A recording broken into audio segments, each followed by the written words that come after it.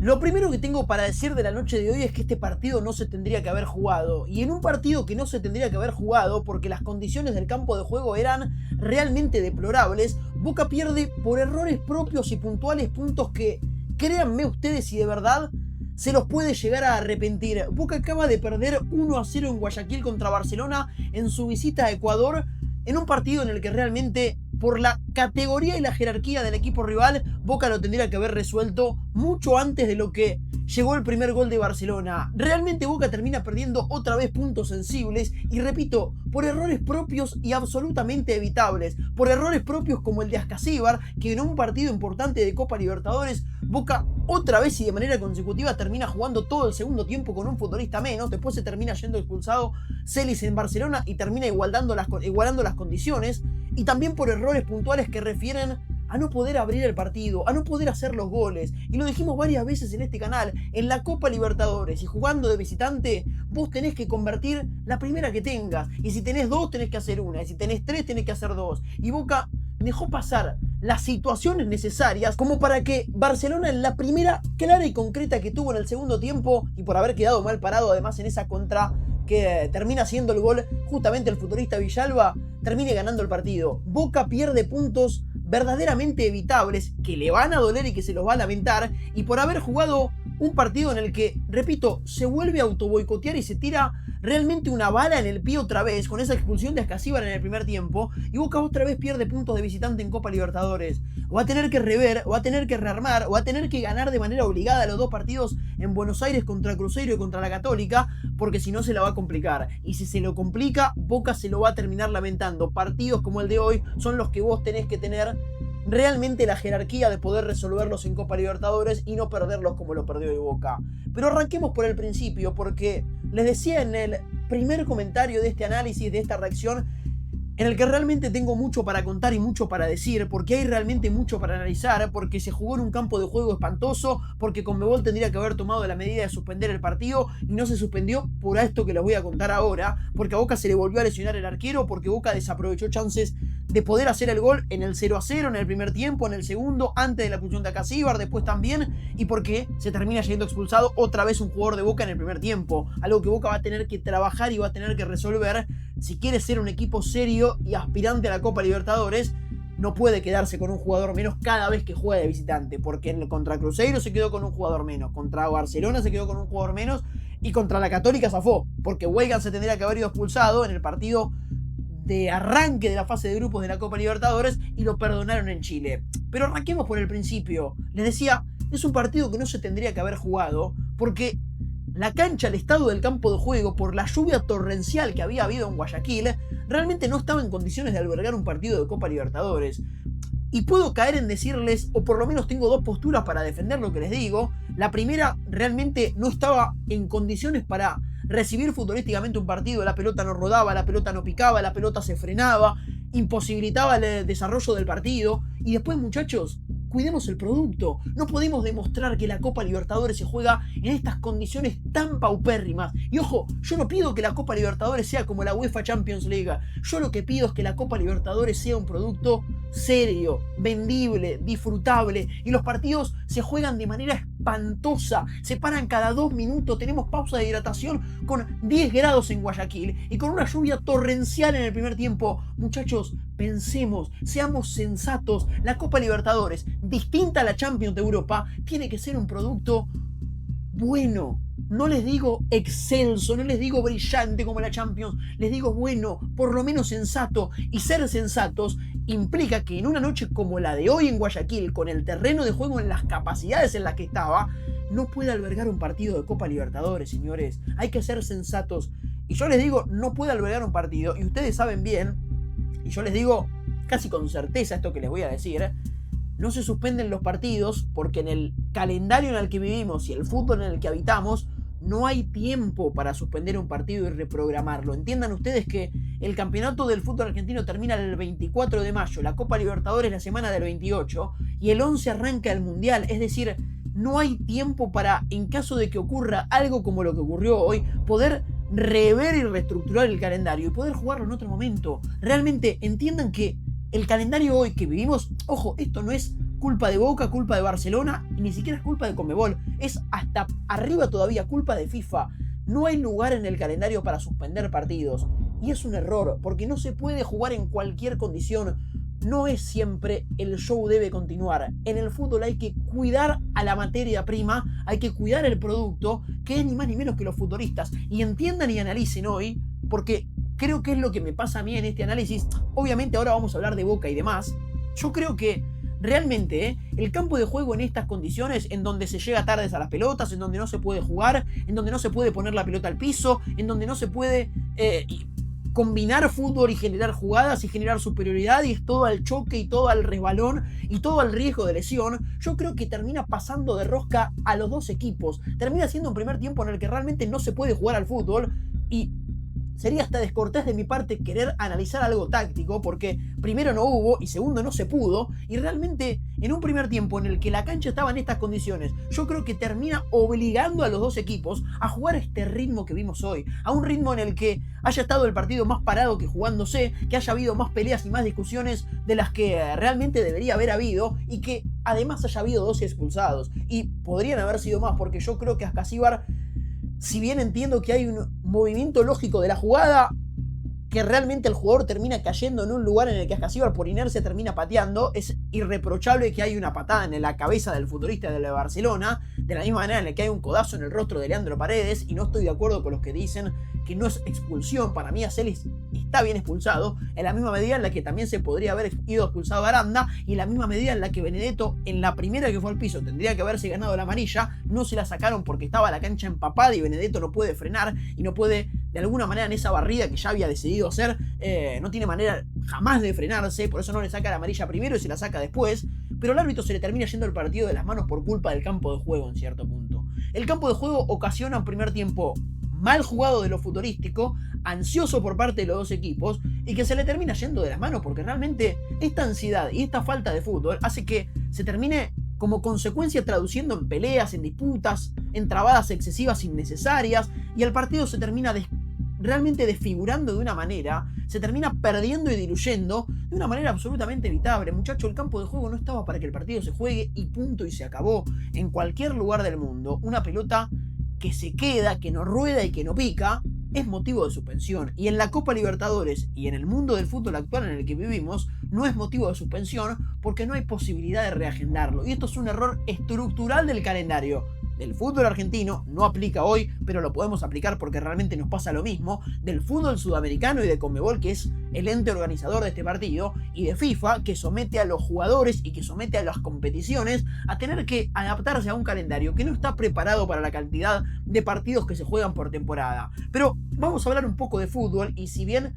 es cierto que en el primer tiempo no hay prácticamente posibilidad de jugar a la pelota porque la cancha, repito, no estaba en condiciones,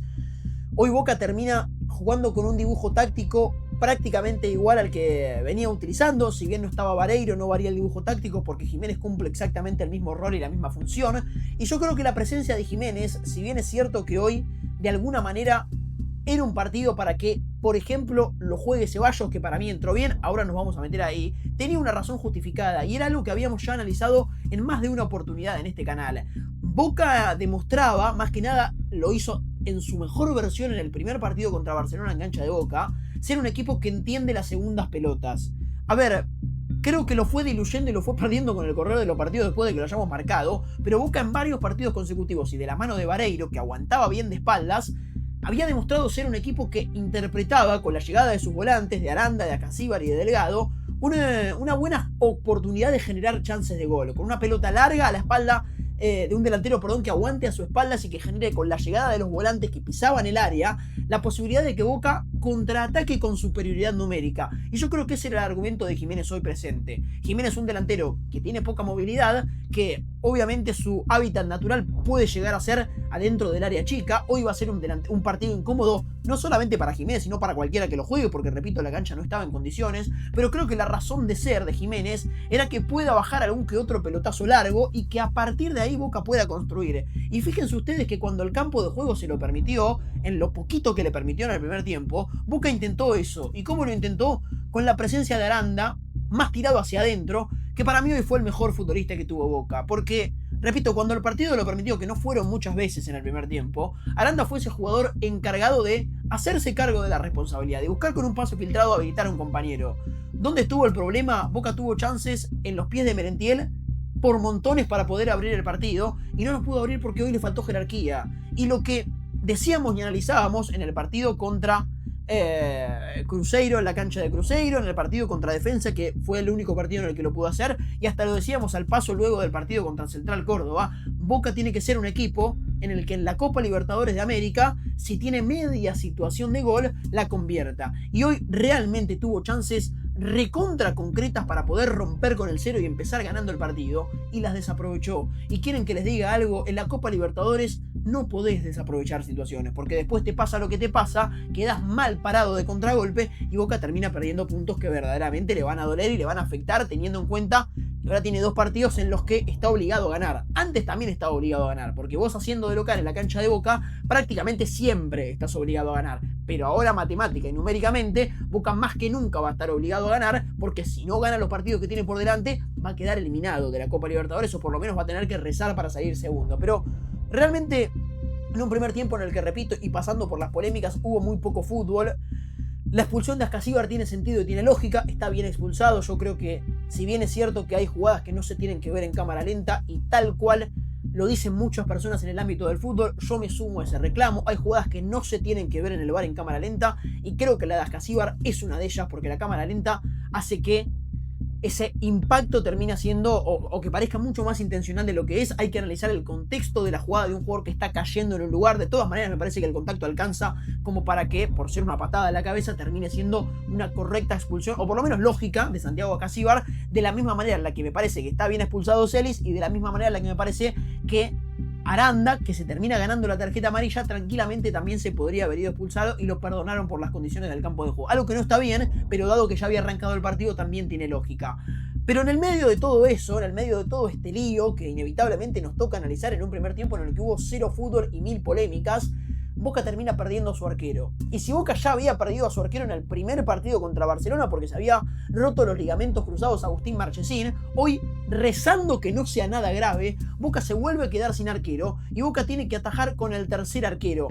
Y yo sé que esto es mala suerte, y a mí me parece imprudente e injusto caerle a una dirigencia por un armado del plantel en el que se te lesionaron no uno sino 2 arqueros. Ya es raro que se te lesione uno, es muy raro que se te lesionen los 2.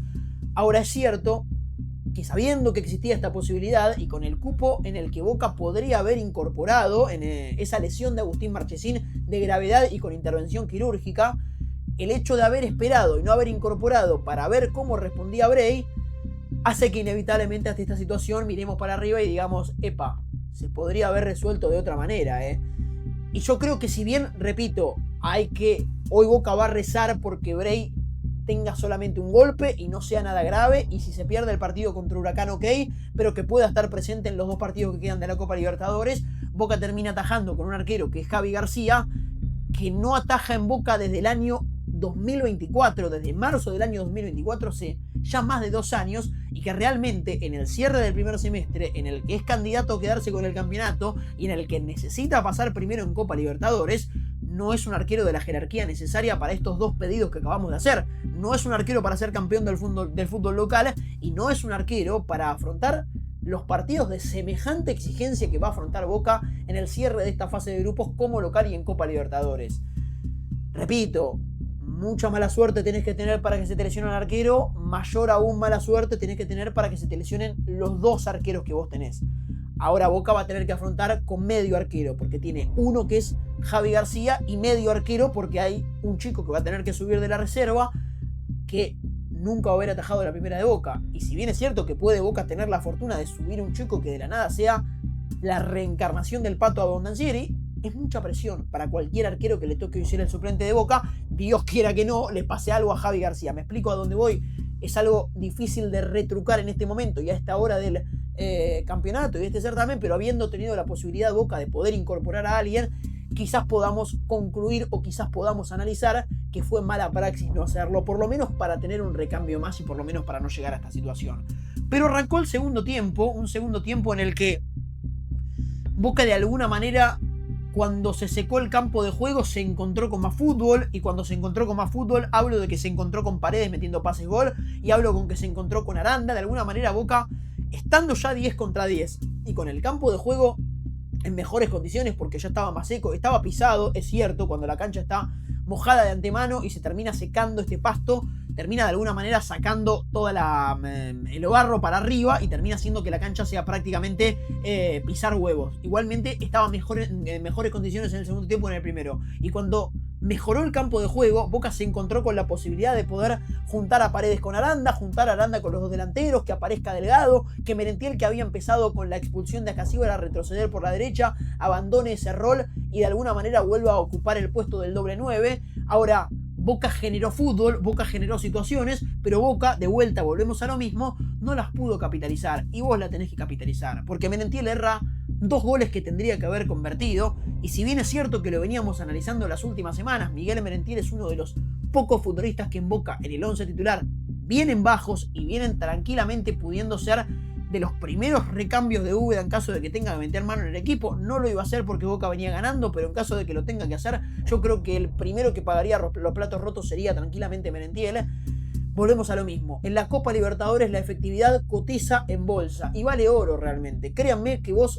si Boca hubiese convertido la primera de Ayrton Costa, que se termina resbalando a Acasíbar y Ayrton Costa prácticamente sin recorrido no puede cambiar la pelota por gol, o una de las varias que tuvo Miguel Merentiel para poder abrir el partido, Boca lo hubiese ganado 1-0 y estaríamos hablando de que Boca, en las condiciones en las que se jugó el partido, sumó puntos extraordinariamente importantes. Y ahora Boca no solamente no empató, sino que perdió, y ahora va a tener que prender la tele para mañana en Chile, mirar a la Católica contra Cruzeiro para ver qué pasa. Lo mejor que le puede pasar a Boca es un empate, para seguir dependiendo de igual manera de ganar los 2 partidos de local en fase de grupos y pasar primero. Pero de todas maneras Boca tendría que haber ganado el partido de hoy, porque este rato de fútbol que veíamos y que decíamos antes del ingreso de Velasco y antes del ingreso de Ceballos, terminan demostrando 2 cosas. Primero, que Boca había podido generar fútbol, repito, cuando el campo de juego se lo permitió y el partido se encontró con la posibilidad de que Boca ponga mano a mano delanteros. El partido evidenció que Boca podía generar ese fútbol y podía crear esas chances de gol, pero por sobre todas las cosas evidenció que Barcelona tenía unos errores defensivos en el retroceso muy groseros y unas dudas también para tapar huecos verdaderamente preocupantes. Y por eso yo digo también, entendamos el contexto, pero analicemos el rival contra el que jugó Boca. Boca jugó contra un rival defensivamente muy flojo. Primero en todos los papeles inferior, porque de los 3 partidos de la fase de grupos no había podido ganar ni uno. Había perdido los 3. Contra Boca 3-0 en la Bombonera y había perdido contra el Cruzeiro y contra la Católica. Ahora, si miramos su identidad futbolística, veíamos un equipo que había intentado igualar las condiciones de lo físico en la cancha de Boca en el primer tiempo, se había quedado sin piernas, y lo mismo, hoy con un futbolista menos, le había empezado a pasar en condición de local. Y además, cuando se le acaban las piernas y se le apaga la cabeza y termina de alguna manera teniendo desconcentraciones, en el fondo, con un pase filtrado de Paredes, de Aranda o de cualquier intérprete, Boca encontraba callejones absolutamente fáciles de atacar y de lastimar. Boca tuvo chances concretas de gol porque defensivamente Barcelona dejaba unos huecos realmente difíciles de comprender. Entre el lateral por la derecha Caravalli y el zaguero central Báez, Boca pudo atacar ese carril desde la izquierda hacia adentro en más de una oportunidad. Y lo mismo por el otro lado. Después obviamente termina viendo una pelota en la que con una pelota larga Aranda lo encuentra a Merentiel y termina Merentiel quedando mano a mano con el arquero Contreras, que no lo puede ni gambetear ni definir porque le queda largo el control y no termina llegando bien pisado a hacer el gol. Y ahí Barcelona había quedado mal parado, y esa jugada es la que creo que termina cambiando el partido. No porque de alguna manera Merentiel desaproveche una situación que, si lo hubiese aprovechado, Boca probablemente hubiese ganado el partido, sino porque ahí vienen los cambios. Y les voy a decir la verdad, yo pensé que los cambios no estaban mal hechos. Si bien es cierto que salió Aranda, que estaba jugando un buen partido, a Aranda hay que cuidarlo porque Aranda va a tener que jugar el sábado titular,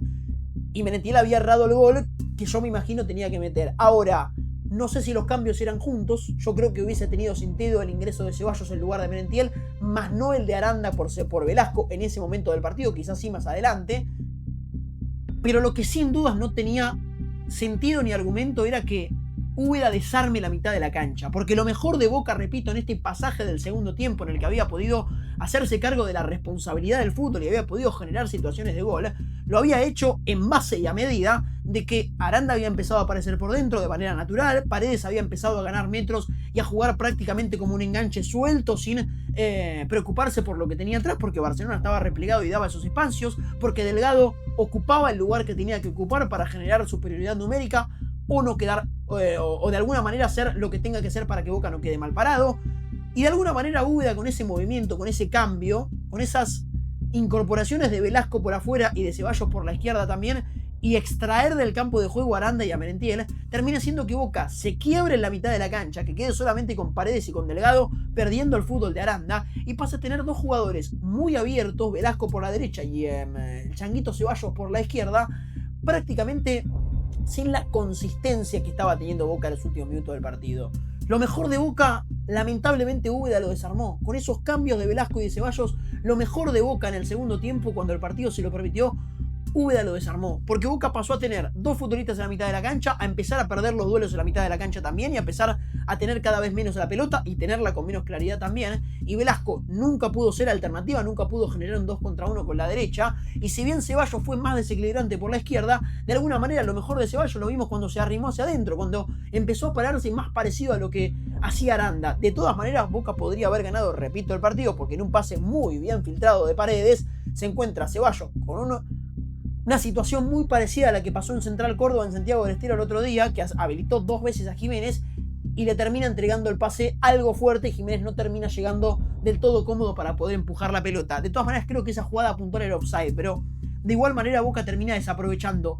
aún en el momento del partido en el que mejor estaba y desarmó lo que lo había hecho estado mejor, tranquilamente pudo haber ganado el partido. Y después, por la derecha, porque hablábamos de Velasco que nunca había podido hacer el 2 contra 1, nunca había podido ser una opción desequilibrante en esa banda,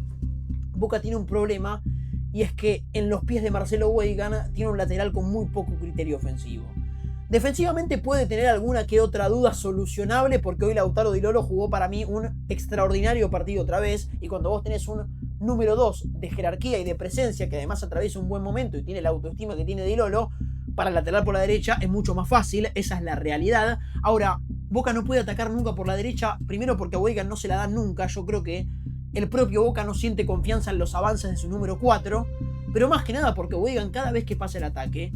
demuestra realmente no tener ese criterio ofensivo, y lo habíamos dicho contra el Cruzeiro también el otro día. A Boca le perjudica jugar con un jugador que no tenga la posibilidad de ser opción del medio para adelante, y eso es Marcelo Weigand hoy. Boca ataca mucho por la izquierda, haciendo que todo su equipo, todo su rival se,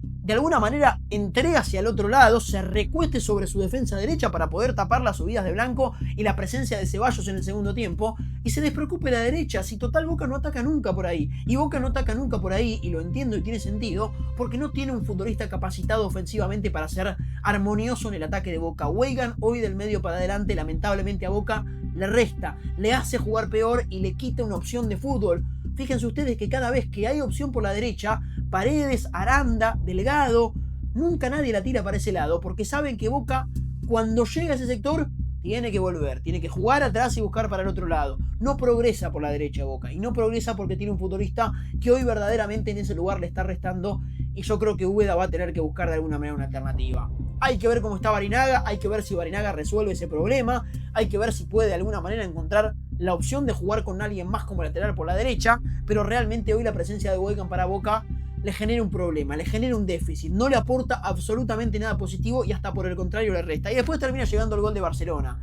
en una jugada en la que Boca queda muy mal parado, retrocede mal en un córner que, además de haber mandado los dos zagueros centrales, cuestión lógica, el partido estaba 0-0, Delgado quiere tocarla para atrás y la pelota le queda muy encima y termina perdiéndola. Pero me quedo con el comentario de Úbeda, ojo con no quedar mal parado, si Boca quedó mal parado. Una jugada que me hizo acordar un montón a ese Boca Fortaleza en la Bombonera, que lo termina haciendo quedar segundo de la Sudamericana, que luego termina perdiendo en cancha de Cruzeiro en el año 2024 con Martínez. Una jugada muy parecida, realmente muy parecida, que el retroceso de Boca no es efectivo, que Blanco termina de alguna manera recortando mal y termina haciendo el gol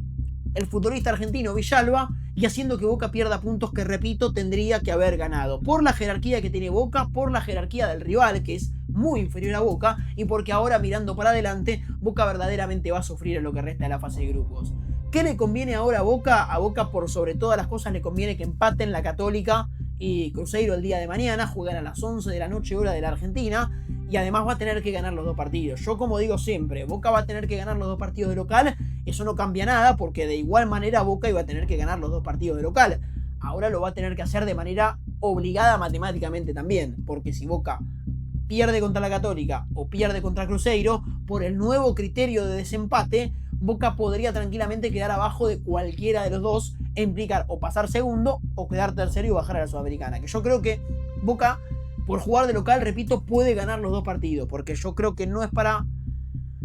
que todo lo que le hayamos visto bueno en este mes de abril se tire por la borda en dos partidos, aunque puede pasar. Hoy, lamentablemente y matemáticamente para Boca, es una posibilidad concreta que esto suceda. Ahora, Boca tiene que ganar los dos partidos, decíamos, y en el peor de los casos lo que le conviene es que gane la Universidad Católica a Cruzeiro. ¿Por qué? Una cuestión de formato, repito, se define por diferencia, no más por diferencia de goles, se define por enfrentamientos entre sí, y Boca contra Cruzeiro perdió,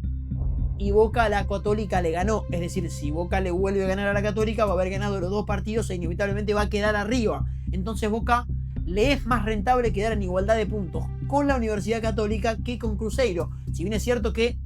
estamos haciendo un escenario hipotético en el que Boca gana los dos partidos, y ganar los dos partidos implicaría también ganarle a Cruzeiro. Pero claro, como Cruzeiro de alguna manera ya le ganó a Boca, pero le ganó 1-0, Boca ahí tendría que ganarle a Cruzeiro por más de un gol, y ahí entraría la diferencia de gol. Porque si Boca le gana 1-0, se toma la diferencia de gol de los dos partidos,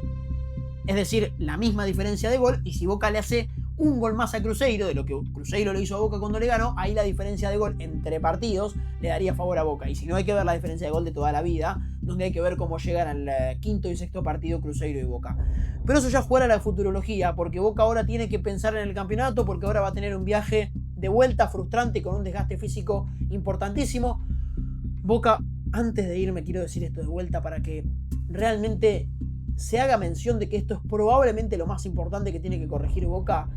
No puede quedarse más con 10 en los partidos importantes. Boca tiene que terminar los partidos importantes con 11. Y es un mal que Boca viene arrastrando de los últimos años, de las últimas temporadas. Se ha quedado con 10, sin ir más lejos, en la final de la Copa Libertadores del año 2023. Y se ha quedado con 10 en la mayoría de los partidos importantes desde ese 4 de noviembre del año 2023 hasta la fecha. A excepción de algún que otro clásico en el medio que ganó, Boca en prácticamente todos los partidos importantes los terminó jugando con 10 futbolistas. Eso es un mal que Boca tiene que cortar. Los partidos de Copa Libertadores, sean como sea, los tenés que ir a jugar con 11 y los tenés que terminar con 11. Terminalos como puedas, pero terminalos con los 11 en la cancha. Y Boca no solamente los terminó con 10 en el campo de juego, sino que además los terminó con 10 en el primer tiempo, donde a Boca le condiciona la perspectiva futbolística para toda la segunda parte. Así lo perdió contra Cruzeiro y así también lo termina perdiendo 1-0 contra Barcelona en su visita a Guayaquil. Muchas gracias por ver y por acompañar. El jueves juega River en Carabobo, en Venezuela, y también lo vamos a estar analizando. Y después tenemos sábado de Boca Huracán y domingo de River San Lorenzo. Así que muchas gracias por ver y por acompañar, y nos reencontramos como siempre en este canal para nuevos análisis futbolísticos, para seguir leyendo el equipo de Coudet, para seguir analizando el equipo de Úbeda que digo, que reconfirmo y que de alguna manera, vuelvo a esto, va a tener que ganar como sea los dos partidos que tiene por delante, porque si Boca gana como sea los dos partidos que tiene por delante, depende de sí mismo para clasificar. Y si Boca vuelve a trastabillar contra contra Cruzeiro, o vuelve a trastabillar contra la Universidad Católica de Chile en la cancha de Boca, Boca va a correr el riesgo de quedar eliminado de la fase de grupos. Matemáticamente le da. Yo creo que Boca va a poder resolver esta situación y se va a meter en octavo de final. Prioridad pasar primero para Boca. Pasar primero te hace jugar de local prácticamente siempre en el mata-mata, a excepción de un equipo que es muy probable que pase primero y tenga más puntos que Boca, porque Boca ya perdió 6 de los posibles 18.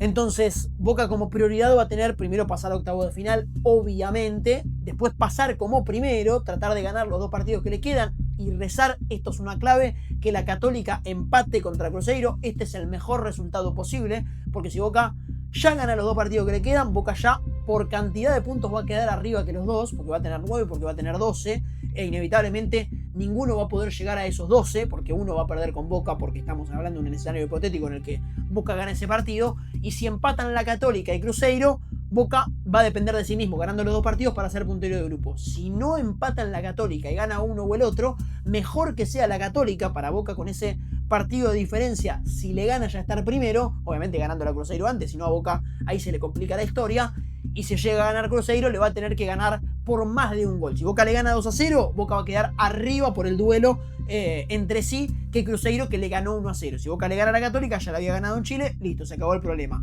Pero si gana Cruzeiro mañana y Boca tiene ese partido contra Cruzeiro con una diferencia mayor a 1, ahí es cuando Boca revierte esa situación, ahí es cuando Boca queda arriba de Cruzeiro y solamente en ese escenario Boca pasa como primero de grupo. Así que esta es la situación aclarada por este nuevo formato, esta nueva forma de desempate que tiene Conmebol, que para mí es 1000 veces mejor la diferencia de gol. Es más fácil mirar la tabla de posiciones y se acabó, pero bueno, ahora por el cambio de Conmebol hay que mirar los partidos entre sí y demás. Uno podría decir que es más justo, pero realmente no sé si es más justo. Para mí es un poco más problemático este sistema de desempate que el que teníamos de toda la vida. Pero lo concreto es que Boca acaba de perder 1-0 contra Barcelona en puntos que realmente si no gana de local se los va a lamentar en mucho. Así que muchas gracias por ver y por acompañarnos. Nos reencontramos con mucho fútbol los días jueves primero y después el fin de semana, porque arrancan los octavos del campeonato y eso nos gusta a todos en este formato espantoso que tiene el fútbol argentino. Muchas gracias y nos vemos en próximos videos.